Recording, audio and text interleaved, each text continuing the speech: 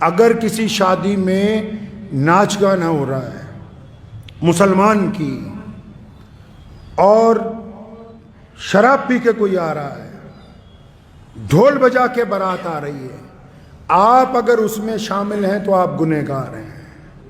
میں فتوے نہیں اکثر دیتا، لیکن یہ مسئلہ آپ کو اس لیے بتا رہا ہوں کہ رسول اللہ صلی اللہ علیہ وسلم کو یہ بات پسند نہیں ہے۔ رسول اللہ نے سادگی سے نکاح کا حکم دیا۔ خدا کے واسطے ان تمام رسموں کو چھوڑ دیجئے، اور اس جذبے کے ساتھ چھوڑنا کہ ہم مسلمان ہیں، انشاءاللہ تعالیٰ ہم اس غلط کام میں ساتھ نہیں دیں گے، کریں گے جی انشاءاللہ۔ ان مولویوں کو نہیں، باقی لوگ بھی، اگر کوئی چودھری اپنے بل پہ، اس کی اولاد اپنے بل پہ باجا بجوانا چاہتی ہو تو بجانے دو، اس کا نکاح پڑھانے کی ضرورت نہیں ہے جب تک توبہ کر کے اللہ اور اس کے رسول صلی اللہ علیہ وسلم کی رضا نہ حاصل کر لے۔ کوئی ضرورت نہیں ایسے شادی کے اندر جانے کی جنہوں نے ڈی جے لگا کے رکھے ہوں، جو ناچ کے ڈھول بجا کے آ رہے ہوں، ان کے ساتھ شہر کا قاضی چل رہا ہو، شرم کے ڈوب مرنے کا مقام ہے ان لوگوں کے لیے۔ اتنی بھی غیرت زندہ نہیں رہی، اتنی بھی شرم و حیا زندہ نہیں رہی۔ کس بات کی دولت ہے؟ یہ یاد رکھو، دین محمد الرسول اللہ کا ہے۔ کس کا دین ہے جی؟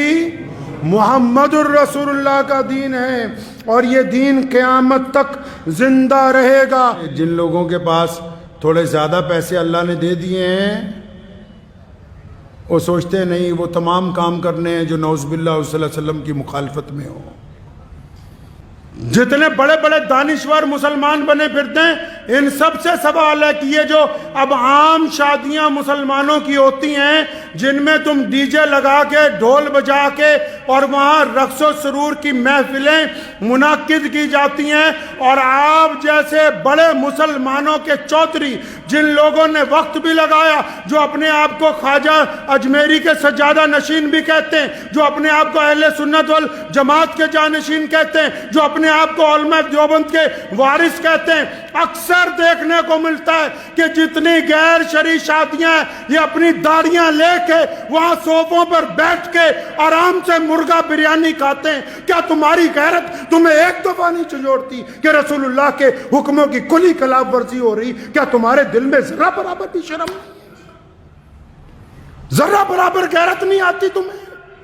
تو میں ان سے پوچھتا ہوں، تمام لوگوں سے، سارے دینداروں سے، کہ تم جن مجلسوں میں اب جا کے بیٹھتے ہو، جہاں گانے چل رہے ہیں، سامنے ڈی جے لگا ہوا ہے، ڈھول بجا کے بارات آ رہی ہے، تمہارے چہرے پہ ناگواری بھی نہیں ہے، تو اس کا مطلب تم رضامند ہو ان کے ساتھ۔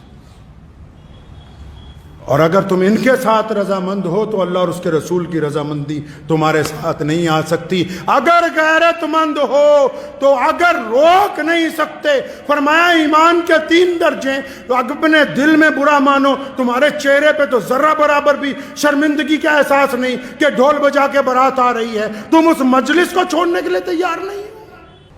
جو گنڈا گردی اسلام کے نام پر شادیوں میں کرتے ہو، تم ان سے ڈرتے ہو؟ رزق کا وعدہ اللہ نے کیا ہے، انہوں نے نہیں کر رکھا۔ 3 درجے ایمان کے، فرمایا اگر کوئی چیز بری لگے تو دل میں برا مانو، اگر طاقت ہے تو زبان سے کہو، اگر ہاتھ سے روک سکتے ہو تو وہ اول ترین درجہ ہے۔ تو یہ جتنے آپ میں یہ جو بات آج ممبر پہ بیٹھ کے کہہ رہا ہوں، روزانہ پورے ملک میں شادیاں ہو رہی، اور جتنے سرمایہ داروں کی شادیاں جا کے دیکھ لو، یہ جتنے کٹھ ملا ہیں، یہ ان کے نکاح بھی پڑھا رہے ہیں، ان کی بریانیاں بھی کھا رہے ہیں، ان کے قورمے بھی کھا رہے ہیں۔ اگر تم قوم کی نگہبانی نہیں کرو گے تو یاد رکھو تمہاری حیثیت گڈریے کی ہے۔ اگر ایک بھی کوئی ریوڑ میں سے کوئی چیز ضائع ہو گئی تو گڈریے کو مالک پوچھتا ہے، اللہ تعالیٰ نے ان کو چھوڑ دینا ہے، تمہارا گریبان پکڑ لینا ہے۔ عبد الرحمن بن عوف جلیل القدر صحابی، اربوں پتی آدمی، رسول اللہ نے فجر میں پوچھا، عبد الرحمن یہ کپڑوں پہ لال رنگ کا داغ لگا، فرمایا یا رسول اللہ رات میرا نکاح ہوا تھا تو مہندی لگ گئی تھوڑی سی۔ کچھ نہیں کہا رسول اللہ نے کہ ہمیں نہیں بلایا، فلاں کو نہیں بلایا، تو رسموں میں پڑ گئے جی، فلانے بھائی کو لے آؤ، فلانے چاچے کو لے آؤ، ماسڑ کو لے آؤ، یہ لے آؤ، وہ لے آؤ، اور یہ جو چھپ چھپ کے تمہاری اولادیں زنا کر رہی ہیں، کبھی ان کی طرف بھی دیکھو، ان کی طرف بھی دیکھو۔